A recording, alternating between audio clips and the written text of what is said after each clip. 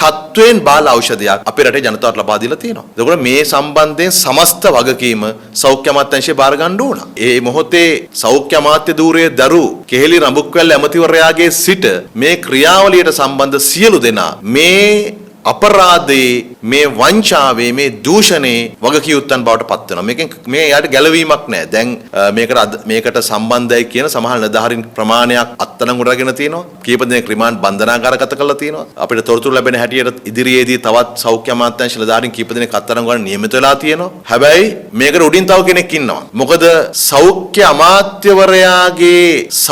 අමාත්‍යවරයාගේ අනුමැතියකින්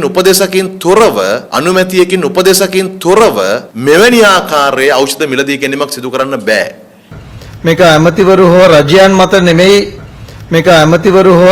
මත නෙමෙයි ඖෂධ ආනයනය ලංකාවට සිද්ධ වෙන්නේ. ඒක ඉතාම පැහැදිලිව තේරුම් ගත යුතුයි. ඒ නිසා විවිධ මත හදන්න හැදුවට තේරුම් ගන්න මේක සෞඛ්‍ය අමාත්‍යාංශයේ කාර්යභාරයක් විදිහටයි මේක යන්නේ. ඒක ඉස්සරත් එහෙමයි දැනුත් එහෙමයි.